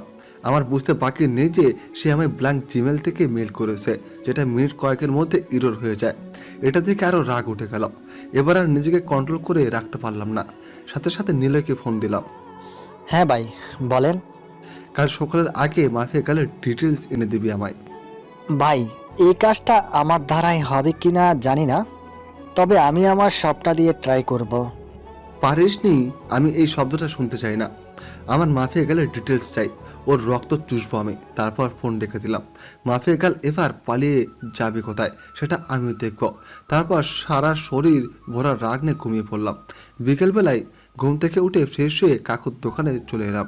কাকুর দোকানে বসে চা খাচ্ছি, তখনই পাশের কয়েকজন মানুষ বসে আলোচনা করছিল। আজ মাফিয়া গার্ল নাকি আবার লাইভে এসেছিল। লাইভে এসে শহরের নাম করা পলিটিশিয়ান ওবায়দুলকে নেক্সট টার্গেট বলে ঘোষণা করেছে। শুধু তাই নয়, অজ নাকি সে আগুনকে একটা মেসেজ দিয়েছে, আগুন যদি অতি শীঘ্রই তার সাথে যোগাযোগ না করে তাহলে সে শহরের সব কয়টা দুর্নীতিবাজকে একে একে মেরে ফেলবে। লোকগুলোর মুখে এসব শুনে মাথায় তো পুরো বাস পড়ছে মতন অবস্থা। মাফিয়া গাল লাইভে এসে এত কিছু বলে গেল, অথচ আমি ঘুমিয়ে পুরো দুনিয়াদারি লাটে উঠিয়ে দিয়েছি। না, এবার তো কোনো হ্যাস্তিনাস্ত করতে হবে, কারণ আমার জানা মতে ওবায়দুল তো কোনো খারাপ পলিটিশিয়ান না। তাকে কেন টার্গেট বানিয়েছে সে? আগে যাদের মেরেছে তারা না হয় খারাপ ছিল, কিন্তু ওবায়দুল তো তাদের মতন না। এসব নিয়ে ভাবছিলাম, তখন একটা পরিচিত নাম্বার থেকে ফোন এলো। কেমন আছিস বাবা? হ্যাঁ মা, ভালো। তুমি কেমন আছো? তোকে ছাড়া কি আর ভালো থাকি বল? সেই কবে তুই বাড়ি ছেড়েছিস, আজ কতদিন হলো তোকে দেখি না। মা, তোমার ছেলে মানুষ হওয়ার জন্য খারাপ মহল ছেড়েছে, তাতে কষ্ট পার কি আছে? তোমাদের তো আরও খুশি থাকার কথা। সেই যাই হোক না কেন, কিন্তু কোনো মা তার সন্তানকে এতদিন না দেখে ভালো থাকতে পারে বল? মা প্লিজ মন খারাপ করিও না, আমি খুব তাড়াতাড়ি বাড়িতে আসবো। বাবা, খুব তাড়াতাড়ি না, কালকেই তুই বাড়িতে আয়। মা কাল কি করে আসবে বলো, আমার ক্লাস চলছে তো। সেসব আমি জানি না, তুই কাল বাড়িতে আসবি। হ্যাঁ আম্মু প্লিজ এমন পাগলামো করো না, আমি বললাম তো আমি কয়েকদিনের মধ্যেই বাড়ি আসবো, তখন তুমি তোমার ছেলেকে মন ভরে দেখে নিও। আচ্ছা ঠিক আছে, যা, কিন্তু খুব তাড়াতাড়ি আসবি বলে দিলাম কিন্তু। হ্যাঁ মা খুব তাড়াতাড়ি আসবো, এবার রাখি কেমন। আচ্ছা। আম্মুর সাথে কথা বলে ফোন রেখে দিলাম। আজ কতদিন পর মায়ের সাথে কথা বললাম, হ্যাঁ আল্লাহ ভালো জানে সে কবে বাড়ি ছেড়ে এসেছি, এখন অবধি যায়নি বাড়ি। মা আমায় দেখার জন্য কেমন উতল পাতাল হয়ে আছে। না কিছুদিনের মধ্যে একবার বাড়ি যাব আমি, কিন্তু আমি যেই কারণে বাড়ি ছেড়ে এসেছি সেটা এখনও হয়নি। বাসার লোক সবাই জানে আমি নিজের জীবন গোছানোর জন্য বাড়ি ছেড়েছি, কিন্তু এর পিছনেও যে একটা রহস্য লুকিয়ে আছে সেটা কেউ জানে না। তবে হ্যাঁ আমি সাকসেস হয়ে ছাড়ব। তারপর নিজের বাসায় চলে এলাম। বাসায় এসে কিছুটা সময় বই নিয়ে ঘাটাঘাটি করে উঠে পড়লাম। কোনো কিছুতেই যেন মন বসছে না, কারণ কখন সকাল হবে আর কখন নিলয় আমাকে মাফিকালের ডিটেলস দেবে সেই চিন্তায় খালি মাথায় ঘুরঘুর করছিল। যাক কোনো রকমে খেয়ে দিয়ে ঘুমিয়ে পড়লাম রাতে। সকাল হলেও মাফিয়া গালকে সেটা আমি জেনে যাব। সকালবেলায় ঘুম থেকে উঠে মোবাইলটা হাতে নিলাম। ফোন হাতে নিয়ে দেখলাম নিলয় আমায় কয়েকটা ছবি মেল করেছে। তাড়াতাড়ি মেলটা ওপেন করলাম। মেল করা ছবিতে ক্লিক করতে যা দেখলাম তাতে তো পুরো দুনিয়াদারি চক্কর খেতে লাগলো আমার, কারণ ছবির মানুষটা আমার খুব পরিচিত, যে মুখটার মুখোমুখি কয়েক হাজার বার হয়েছি আমি নিজের চোখকে বিশ্বাস করতে পারছি না যে এই মেয়েই সে মাফিয়া গাল, যাকে আমি চোখের সামনে কয়েক হাজার বার দেখেছি, যার সাথে আমার চরম লেভেলের উঠা বসা। সাথে সাথে নিলয়কে ফোন লাগালাম। নিলয় তুই শিওর তো যে এই মেয়ে মাফিয়া গাল? ভাই আজ পর্যন্ত আমার তথ্য দেওয়া কোনোদিন ভুল হয়েছে? না হয়নি, কিন্তু এটা কি করে সম্ভব নিলয়? ঈশিতা কি করে এমনটা করতে পারে? ঈশিতা তো আমার কলেজ ফ্রেন্ড ছিল, যার সাথে দীর্ঘ কয়েক বছর কাটিয়েছি আমি। কলেজ লাইফ পুরোটাই তার সাথে কেটেছে আমার, কিন্তু সে পরবর্তীতে এমন ভয়ঙ্কর রূপ নিল কেন? আমার তো নিজের চোখকে বিশ্বাস করতে অবাক লাগছে। না হয়তো কোনো ভুল হচ্ছে নিলয় তোর। ভাই আমি 100% সিউরিটি দিয়ে বলতে পারবো এ মেয়ে মাফিয়া গাল, আর আমি পুরোপুরি শিওর হয়ে আপনাকে বলেছি। ঈশিতা এমন করতে পারে শুনে মাথাটা পুরো গোলক ধাঁধার মতন ঘুরপাক খাচ্ছে। ভাই আপনার হয়তো বিশ্বাস হচ্ছে না, কারণ সে আপনার সাথে দীর্ঘ কয়েক বছর কাটিয়েছিল, কিন্তু সত্যি এটাই যে সে মাফিয়া গাল। ঠিক আছে, ঈশিতাই যদি মাফিয়া গাল হয় তাহলে তার 12টা বাজাচ্ছি আমি। ওর আরও কিছু তথ্য বল, কারণ তার সাথে আমার বছর দুয়েক আগেই সমস্ত যোগাযোগ বিচ্ছিন্ন হয়ে গেছে, কারণ তার বাসা পরিবর্তন করে অন্য কোথাও শিফট হয়ে গিয়েছে। এরপর আর কখনো যোগাযোগ হয়নি। ভাই এরপর আর কোনো তথ্যই আমি পাইনি, কারণ এ মেয়ে সব জায়গা থেকে তার ইনফরমেশন উঠিয়ে নিয়েছে। তার থেকেও ভয়ঙ্কর একটা কাণ্ড করেছে সে। কি করেছে? ভাই এ মেয়ে প্লাস্টিক সার্জারি করে তার আগের চেহারা পরিবর্তন করে ফেলেছে। এই মেয়েকে খুঁজে বার করা ইম্পসিবল আমার মতে, তবে আপনার দ্বারা হয়তো সেটা কষ্টের হবে না, কিন্তু ভাই মেয়ের মাথা ভয়ঙ্কর চাকুর মতো চলাচল করে। কালকে আপনি কল দেওয়ার পর আমি প্রায় 50টা ছেলেপেলে লাগিয়েছি মাফিয়া গালের খোঁজ বের করার জন্য, কিন্তু অবশেষে সবাই খালি হাতে ফিরেছে। কিন্তু একজন খালি তার কিছু ছবি কালেক্ট করেছে। তবে বর্তমান সময় সে দেখতে কেমন তার ছিটাপুটা চিহ্ন খুঁজে পায়নি। তবে ভাই একটা কথা, এই মেয়ের নামের মতো তার কাজকর্মগুলো খুব ভয়ঙ্কর, কারণ আমি তার ইন্টারনেট ডাটাবেস হ্যাক করে তথ্য বের করতে চেয়েছিলাম, কিন্তু কোনো মতে সেটা পসিবল হয়নি। এই মেয়ে হ্যাকিংয়েরও মাস্টার। নীলের মুখ থেকে ঈশিতার এইরূপ কর্মকাণ্ডের কথা শুনে এবার আর জায়গায় স্থির থাকতে পারলাম না। নিলয় কি বলল ঈশিতার সম্পর্কে এগুলো? যেই মেয়ে কলেজ লাইফে থাকতে এতটা সাদাসিধে ছিল, তার মধ্যে কয়েক বছরের ব্যবধানে এতটা হিংস্রতা কি করে আসতে পারে? মাথায় তো কিছুই খেলছে না। আচ্ছা নিলয়, আমি ফোন রাখলাম, পরে কথা হবে তোর সাথে। আর শোন, মাফিয়া গালের খোঁজ চালু রাখিস। নীলের সাথে কথা শেষ করে ঠায় সে জায়গাতেই দাঁড়িয়ে আসি। আমার যেন নিজের কানকে এখনো বিশ্বাস করতে পারছি না যে ঈশিতা বর্তমানে জগতের সবচাইতে খতরনাক মাফিয়া, যার ভয়ে বড় বড় নেতারা এখন আতঙ্কে আছে। আধা ঘন্টা নাগাদ একই জায়গায় দাঁড়িয়ে আছি। ঝাটকাটা মারাত্মক লেভেলের ছিল, তাই হয়তো এখনো ঘোর কেটে উঠতে পারেনি। অনেকটা সময় পর সেন্স ফিরে এলো। না, আমার এখন উতলা হলে চলবে না, আমাকে ঠান্ডা মাথায় কাজ নিতে হবে। এখন আগে নিজেকে শান্ত করি, পরে মাফিয়া গালকে নিয়ে ভাবা যাবে। ফ্রেশ হতে চলে গেলাম। একটু পর ফ্রেশ হয়ে বের হয়ে এসে নাস্তা করে কলেজের উদ্দেশ্যে রওনা হলাম। আজও শামীম কলেজে আসেনি। হারামিটার যে কী হয়েছে কে জানে। মাফিয়া গালের টেনশনে শামীমকে আর ফোন দেওয়া হয়নি। এদিকে রামিসাকেও দেখছি না। দূর, না আসলো না আসুক, এর সাথে এত টেনশন মাথায় বইনে বেরাতে পারবো না। আমি ক্লাসে চলে যাই। ক্লাসে চলে গেলাম। সেখানে গিয়ে দেখি রামিসা আগে থেকে ক্লাসে এসে বসে আছে। আমি গিয়ে তার পাশের সিটে বসে পড়লাম। আকাশ, কি হয়েছে? তোমাকে আমার চিন্তিত দেখাচ্ছে কেন? কিছু হয়েছে কি? না, তেমন কিছু না। তেমন কিছু না বললে তো আর সব সমাধান হবে না। তোমার চেহারায় স্পষ্ট ফুটে উঠেছে যে তুমি কিছু একটা নিয়ে বেশ চিন্তিত। কি হচ্ছে বলো আমায়? নাকি আমার আমার বিষয়টা নিয়ে টেনশন করছো? আমি তো বললাম আমি ভেবে দেখবো, তাও কিসের চিন্তা? হ্যাঁ, আরে না রামিসা, সেসব কিছুই না। আমি এমনি বাসার ব্যাপারে নিয়ে কিছুটা ঝামেলায় আছি, তাছাড়া কিছুই না। আরে তুমি টেনশন করিও না, সব ঠিক হয়ে যাবে। রামিসের কথা আর কোনো উত্তর দিলাম না, চুপচাপ বসে আছি। কারণ কী বা বলবো তাকে। আমার টেনশন যে অন্য জায়গায় সেটা তো তাকে আর বলা যাচ্ছে না, তাই চুপচাপ থাকাই ভালো। এমন সময় স্যার ক্লাসে আসলো। স্যার এসে ক্লাস করাতে শুরু করলো। সেদিকে ফোকাস করলাম। ক্লাস শেষ করে বাসার দিকে রওনা দিয়েছি। পেছন থেকে রামিসা ডাক দিল। এই আকাশ, আজ এত তাড়াহুড়ো কোথায় আছো? হ্যাঁ, আমার সাথে আজ কথা বলবে না বুঝি? আরে পাগলি, সেসব কিছুই না, এমনি ভাবলাম বাসায় চলে যাই, তাই আর কি। বাহ, ভালোই তো। আমাকে ইগনোর করছো, সেটা তো বেশ ভালোই বুঝছি আমি। রামিসা, সত্যি সেসব কিছু না। তাহলে চলো ক্যান্টিনে বসে কফি খাবো। রামিসা আমায় জোর করে ক্যান্টিনে নিয়ে গেল। ক্যান্টিনে গিয়ে দুজনে বসে বসে কফি খাচ্ছি। সে আমায় নানান কথা বলে হাসানোর চেষ্টা করছে, কিন্তু আমার ভেতরে তো দুনিয়ার সমস্ত টেনশন বিরাজ করছে। আকাশ, তুমি যদি এমন গাল ফুলিয়ে বসে থাকো তো আমি কিন্তু খুব খারাপ হয়ে যাবে। সত্যি কিন্তু আমি তোমাকে আর নিয়ে ভাববো না। এই না না, আমি আর গাল ফুলে বসে থাকবো না। তারপর নিজের অনিচ্ছা সত্ত্বেও রামিসের সাথে স্বাভাবিকভাবে কথা বলতে শুরু করলাম, আর সে আমাকে হাসানোর ট্রাই করছে। একটা সময় সত্যি হেসে দিলাম, মেয়েটার আসলে অসাধারণ গুণ আছে। এভাবে অনেকটা সময় বসে দুজনে মিলে কথা বললাম। ভেতরে সমস্ত টেনশন দূর হয়ে গিয়েছে রামিসের সাথে কথা বলে। মন একদম ফ্রেশ এখন। তারপর দুজনে উঠে পড়লাম ক্যান্টিন থেকে। অনেকটা সময় তো বসলাম, এবার বাসায় যাওয়া দরকার। আচ্ছা, তাহলে কাল আবার দেখা হচ্ছে আমাদের। হ্যাঁ, রামিসের সাথে কথা শেষ করে বাসার দিকে রওনা হলাম। অনেকটা শান্তি আছে এখন। না, এখন আর নিজেকে উত্তেজিত করা যাবে না। একদম শান্তভাবে কাজ বের করবো এখন। তারপর বাসায় চলে গেলাম।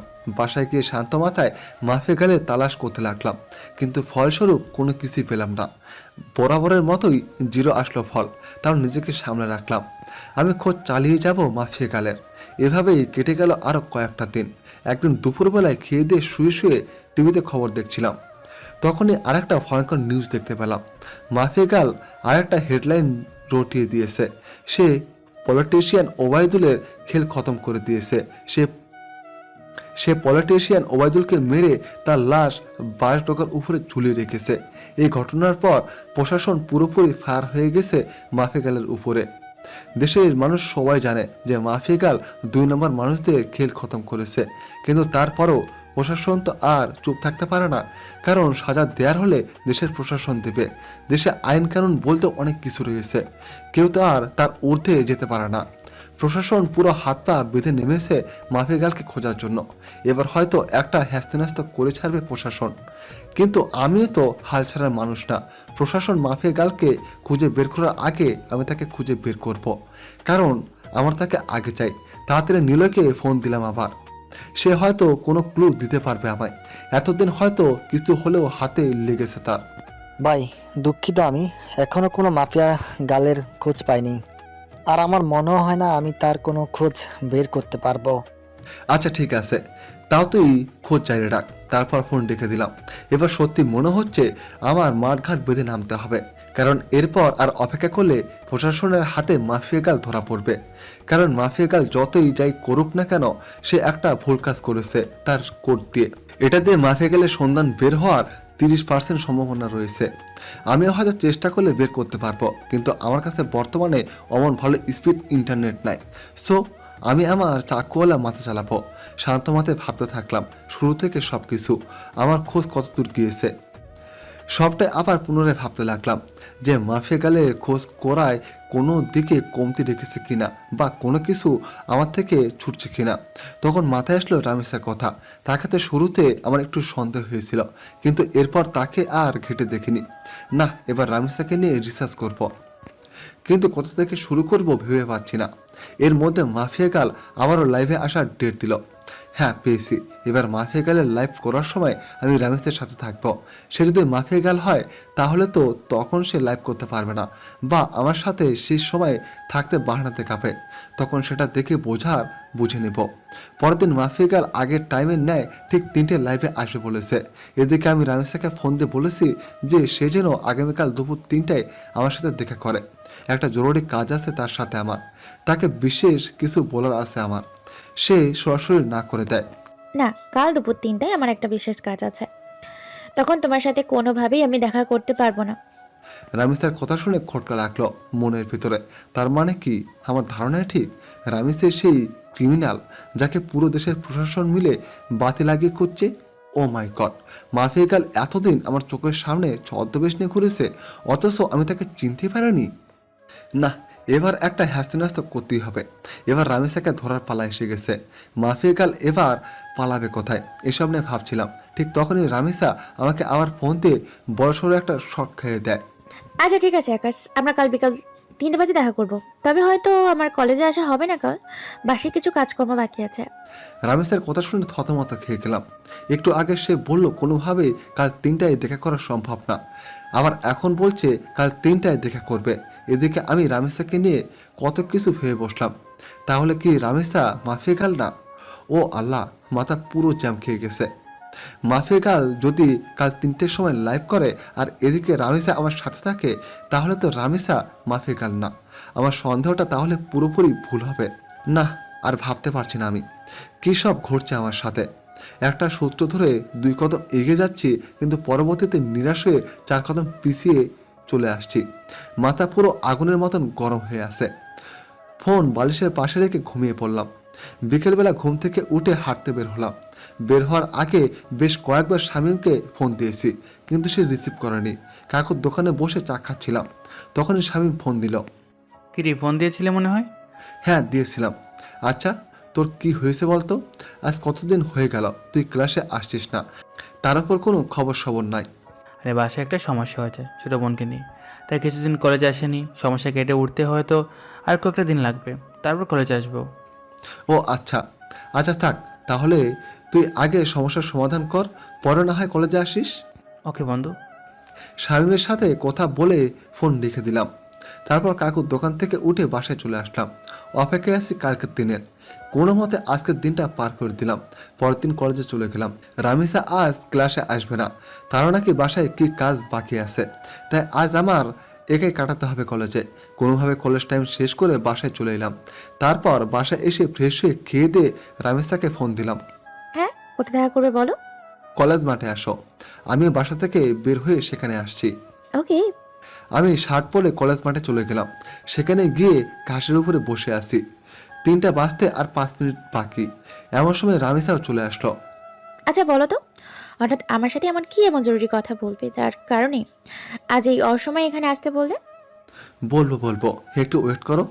আমি বাসার থেকে আসার সময় রামিসাকে নিয়ে অনেক কিছুই ভেবে এসেছি। কেন এখন বলে কেমন হবে? হারে, একটু বসো না, এত অস্থির হচ্ছে কেন? একটু পরেই বলবো। এখন আগে মাফিয়া গালের লাইভ দেখবো। 3টা বাজতে চলেছে। রামিসা আমার মুখে মাফিয়া গালের কথা শুনে চোখ পাকিয়ে তাকিয়ে আছে আমার দিকে। কি হলো, এভাবে চোখ পাকিয়ে তাকিয়েছে কেন? আকাশ, হঠাৎ তোমার মাফিয়া গার্লকে নিয়ে তো মাথা ব্যথা উঠলো কেন? হারে না, কিসের মাথা ব্যথা? মাফিয়া গাল আজ লাইভে আসবে বলেছে। সবাই তার লাইভ দেখার জন্য বসে আছে, তাই আমিও দেখবো বলে ভেবেছি। আচ্ছা পাশে এসে বসো, দুজনে মিলে মাফিয়া গার্লের লাইভ দেখি। রামেসা এসে আমার পাশে বসলো আর আমি মোবাইলটা হাতে নিয়ে মাফিয়া গার্লের ইউটিউব লিঙ্কে ক্লিক করে দেখি সেখানে ঢুকে পড়লাম। 3টা বাজতেই মাফিয়া গার্ল লাইভে চলে আসলো। মাফিয়া গার্লের লাইভ দেখে আমি রামেসার দিকে হাঁ করে তাকিয়ে আসি। নিজের ভিতরে কেমন যেন একটা খারাপ লাগা কাজ করছে। আমি রামেসাকে নিয়ে কত কিনা ভেবে ফেলেছিলাম, কিন্তু পরিশেষে সবটাই মিথ্যে প্রমাণ হলো। আর সত্যি যদি রামেসা মাফিয়া গার্ল হতো তাহলে সে লাইভে আসতে পারতো না এই সময়ে, কারণ রামেসা আমার পাশে বসে আছে। সে একই সময়ে 2 জায়গায় 2 রকম কর্মকাণ্ড কি করে করবে? ধ্যাত, নিজের উপরে চরম লেভেলের রাগ হচ্ছে। শীতের সাথে একটা মেয়েকে নিয়ে আমি কত বাজে ভাবনা করেছি। এই কি হলো, তোমার মন কোন দিকে? হ্যাঁ, তুমি না বললে মাফিয়া গার্লের লাইভ দেখবে, সে তো লাইভে এসে বকবক করছে, কিন্তু তোমার তো কোনো খবর নাই। রামেসের ডাকে হুঁশে ফিরে আসলো। হ্যাঁ দেখবো তো। তারপর মাফিয়া গার্লের লাইভ দেখাই ফোকাস করলাম। সে তার ইন্ট্রোডাকশন দিয়ে যাচ্ছে। আমি আপনাদের আগেও বলেছি, এবারও বলছি, আমার কোনো খারাপ মাকসাদ নেই। আমার মূল মাকসাদ হচ্ছে যারা দেশের নাম বেঁচে বেঁচে খায় তাদের হাতে হারিকেন ধরিয়ে দেওয়া, আর আমি সেটাই করছি। শুধু তাই নয়, এবার থেকে দেশের মধ্যে যত কয়টা গ্যাংস্টার টিম আছে তাদের সব কয়টাকে আমি মৃত্যুর চৌকাঠ অব্দি পৌঁছে দিব। শান্তশিষ্ট ভাব দেশ চলবে, কোনো ধরনের টিম আর থাকবে না এই দেশে। মাফিয়া খুপিয়া সব আমি ধুলে মিশিয়ে দিব। আর আগুন, আপনার মুখোমুখি হওয়ার ইচ্ছে আমার বহুদিন আগে থেকেই। অনেক আগ থেকে শুনে এসেছি আগুনের নাম, যেই আগুন নাকি সত্যি এক সময়ের খতরনাক খিলাড়ি ছিল, যার নাম শুনলে এখনো নাকি অনেকের প্যান্ট ঢিলা হয়ে যায়। আমি চাই আপনার মুখোমুখি হতে, আমি চাই মানুষরূপী আগুনটাকে নিজের চোখে দেখতে। সো আপনি আমার মনের খায়েশটা পূরণ করে দিন। না হয় আমার যদি আপনাকে খুঁজে বের করতে হয়, সেদিন কিন্তু বাঘে চিংড়ির লড়াই হয়ে যাবে। সেদিন কিন্তু নিজের ক্রোধকে দমিয়ে রাখতে পারবো না। সেদিন নির্ঘাত আপনি আমার হাতে মারা পড়বেন। এটা কোনো হুমকি না, তবে হুমকির চাইতেও কিন্তু কম না। আপনি হতে পারেন একসময় সর্বসেরা খেলাড়ি, কিন্তু মাথায় রাখবেন বর্তমানে সময়ের নাম করা মাফিয়া গার্ল আমি। সো ভালোই আপনার দর্শন করিয়ে দিন আমায়। এবারের মতো লাইভ সমাপ্ত করলাম। তারপর মাফিয়া গার্ল লাইভ কেটে চলে গেল, কিন্তু আমার মাথায় তো পুরো দাও দাও করে আগুন জ্বলতে শুরু করলো মাফিয়া গার্লের কথা শুনে। সত্যি এখন যদি মাফিয়া গার্লকে চোখের সামনে পেতাম তাহলে হয়তো তার মুন্ডিটা আলাদা করে ফেলতাম। রাগে নাক কান্দে ধোয়া বের হচ্ছে। এই আকাশ, কি হলো তোমার? তোমার চেহারা 12টা বেজে আছে কেন? আরে না, তেমন কিছু না। আচ্ছা ঠিক আছে, কিন্তু প্লিজ আমায় কি জরুরি কথা বলতে রেখেছো সেটা বলো প্লিজ। আমার তাড়াতাড়ি বাসে যেতে হবে। রামেশের কথা শুনে বিপাকে পড়ে গেলাম। আল্লাহ, এখন রামেশকে কি বলবো আমি? কারণ তাকে তো পরীক্ষা করার জন্য ডেকেছিলাম, কিন্তু সে তো পরীক্ষায় পাশ করেছে আর আমার ধারণা মিথ্যে প্রমাণ হয়েছে। কি হলো, কথা বলছো না যে? আসলে রামেশা, তোমায় ডেকেছিলাম কেন জানি বলে মাথায় চুলকাতে শুরু করলাম। হ্যাঁ কেন বলো? আসলে রামেশা প্লিজ, আমি তুমি অনেক বেশি ভালোবাসি। তোমার ছাড়া আমার থাকতে কষ্ট হয়। প্লিজ তুমি আমায় অ্যাকসেপ্ট করে নাও এখনই। আমার আর থাকতে ইচ্ছে করছে না একা একা। গট গট করে বানিয়ে বানিয়ে অনেকখানা কথা বলে দিলাম। বানিয়ে বানিয়ে বলতে কথাগুলো সত্য, কারণ আসার সময় ভেবে এসেছিলাম যে রামেশা যদি মাফিয়া গার্ল না হয় তাহলে তার হাত আমি শক্ত করে সারা জীবনের জন্য ধরে বসবো। আকাশ, এটা বলতে তুমি আমাকে এনে রেখেছো? হ্যাঁ, আমি না তোমায় বললাম যে আমার সময় চাই, আমার মন সারা দিলে আমি তোমায় বলবো। প্লিজ রামেশা, এখন রাজি হয়ে যাও। সময় টময় নিও না আর। তুমি বোঝো না কেন আমার খুব কষ্ট হয় তোমাকে ছাড়া। আমার তোমাকে চাই। প্লিজ রাজি হয়ে যাও না, প্লিজ প্লিজ। আচ্ছা আচ্ছা, থামো থামো, যাও রাজি হব, কিন্তু তার আগে তোমাকে আমার একটা কথা দিতে হবে। কি কথা? যত যাই হোক না কেন, কোনোদিন তুমি আমার হাত ছাড়তে পারবে না। কোনোদিন তুমি আমি ভুল বুঝতে পারবা না। সবসময় আমার পাশে ছায়ার মতো থাকতে হবে। যত বিপদ আসুক না কেন, আমাকে কখনো একা লড়াই করার জন্য ছেড়ে যেতে পারবে না। তুমি তুমি আমার সাথে সেই লড়াইয়ে সামিল হবে, পারবা এসব কথা রাখতে? রামেশা, আমি তোমার সব কথা রাখতে পারবো। নিজের জীবনের সবটুকু দিয়ে তোমায় আমি আগলে রাখবো। দুনিয়ার কোনো শক্তি আমার থেকে তোমাকে আলাদা করতে পারবে না। আমি আমার সবটা দিয়ে তোমায় রক্ষা করব। কোনো বিপদ আসলে তোমাকেও লাগবে না, তার মোকাবেলা আমি আকাশ একাই করব। কথা দিলাম তোমায়। এমন একটা মানুষই চেয়েছিলাম আমি আমার জীবনে। প্লিজ তুমি আমায় কখনো ছেড়ে যেও না। না কলিজা, ছেড়ে যাব না কখনো বলে রামেশাকে নিজের বুকে টেনে নিলাম। আর একটা কথা, প্লিজ আকাশ, তুমি আমার জীবনের সমস্ত অন্ধকার দূর করে আলোয় ফিরিয়ে দিও। হ্যাঁ কলিজা, সব অন্ধকার দূর করে দিয়ে তোমার জীবন আলোয় ভরিয়ে দেবো আমি। রামিসা আর কোনো কথা বলল না, সে আমায় বুকে চুপচাপ পড়ে আছে। অনেকটা সময় দুজন এভাবে ঘাসের উপরে বসেছিলাম আমরা, তারপর সেখান থেকে উঠে এলাম। আকাশ, আমি তাড়াতাড়ি বাসায় ফিরতে হবে। আচ্ছা চলো, তোমায় ছেড়ে দিয়ে আসি। না, তা লাগবে না, তুমি বাসায় চলে যাও, আমি একা একা যেতে পারবো। আচ্ছা ঠিক আছে। তারপর রামিসাকে গাড়িতে তুলে দিয়ে আমি বাসায় চলে এলাম। খুব খুশি লাগছে আজকে। বাসায় এসে হাত মুখ ধুয়ে কিছু খেয়ে নিলাম, তারপর ফোনটা হাতে নিয়ে শুয়ে শুয়ে ফেসবুকিং করছি। তখনই লক্ষ্য করলাম কেউ একজন আবার আমার ফেসবুক আইডি হ্যাক করার চেষ্টা করছে। আমি শিওর যে এটা মাফিকালের কাজ। মেজাজটা আবারও বিগড়ে গেল। এই মাফিকালকে পেলে যে আমি কি করব তা আল্লাহ ভালো জানে, কিন্তু দুঃখের বিষয় তাকে তো আমি ধরতেই পারছি না। তখনই একটা বুদ্ধি মাথায় আসলো, সাথে সাথে ফেসবুক থেকে সমস্ত সিকিউরিটি হাটিয়ে ফেললাম আমার। এবার আমি মন থেকে চাইছি যে মাফিয়াগাল আমার আইডি হ্যাক করুক, কারণ গতবার যখন মাফিয়াগাল আমার আইডি হ্যাক করে তখন তার থেকে আমার আইডি উদ্ধার করার সময় একটা জিনিস লক্ষ্য করেছিলাম, যে লগ ইন অ্যান্ড সিকিউরিটিতে ব্রাউজারের লোকেশন এক একবার এক এক জায়গায় দেখাচ্ছিল। কতক্ষণ ফিনল্যান্ড, কতক্ষণ সুইজারল্যান্ড, কতক্ষণ ফিলিস্তিন, মোট কথা সেকেন্ডে 2 বার তার লোকেশন পরিবর্তন হচ্ছিল। কিন্তু তখন আমি একটা বোকামো করেছিলাম। আমি চাইলে তখনই তার লোকেশন বের করতে পারতাম, কারণ যেই ভিপিএন দিয়ে সে তার লোকেশন পরিবর্তন করছে সেটা এক সময় গিয়ে তার অরিজিনাল লোকেশন দেখায়। আর সে যেহেতু বাংলাদেশের, সেখানে একবার হলেও বাংলাদেশের লোকেশন দেখাবে। হ্যাঁ, এবার এই সুযোগটাই কাজে লাগাবো। সে আমার আইডি হ্যাক করে যখনই আইডিতে প্রবেশ করবে তখনই তার লোকেশন আমি বের করে ফেলবো। তার আইডির সিকিউরিটি একটু কমিয়ে দিলাম, কিন্তু এতটাও কমায়নি যে সে পুরোপুরি আমার অ্যাকাউন্ট তার আয়ত্তে করে নেবে। সিকিউরিটি কমিয়ে মাফিয়াগালের জন্য অপেক্ষা করতে লাগলাম, কিন্তু সে এবার আমার আইডি হ্যাক করলো না। রাত 12টা পর্যন্ত অপেক্ষা করলাম, কিন্তু সে আমার আইডির দিকে ফিরেও তাকায়নি। কিন্তু আমি শিওর যে সে রাতে আমার আইডি হ্যাক করার ট্রাই করবে। ওকে বাসাধন, তুমি রাতে ট্রাই করিও, আমি সকালবেলা এসে খেলা দেখাবো।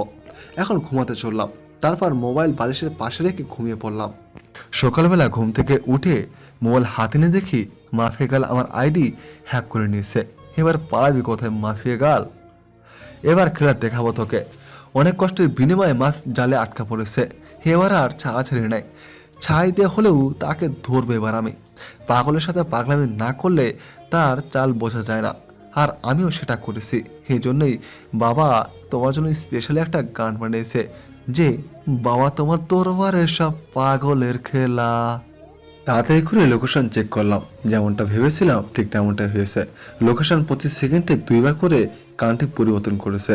চোখ পাখি তাকিয়ে আছি লোকেশনের দিকে। একটা সময় গিয়ে বাংলাদেশের এক্স্যাক্টলি লোকেশন দেখালো। লোকেশন দেখে তো আমার মাথা পুরোই বাজ পড়েছে মতন অবস্থা। লোকেশন রামিসার এরিয়া দেখাচ্ছে, তার মানে রামিসাই সেই ক্রিমিনাল, সরি রামিসা না, ঈশিতা। কিন্তু আমার একটা জিনিসই মাথায় কাজ করছে না, যে সে তার সমস্ত আইডেন্টিটি কেন হাইড করেছে, আর কেনই বা এই পথে নেমেছে সে। না, আমি আর ভাবতে পারছি না রামিসা কি করে এত বড় মাপের খেলা খেললো। আমার তো মাথায় কিছুই খেলছে না। আর ওই এলাকাতে তো এমন কেউ নাই যাকে আমার সন্দেহ হয়, সে একমাত্র রামিসা। এবার আমার পুরোপুরি সন্দেহ দূর হয়ে গেল।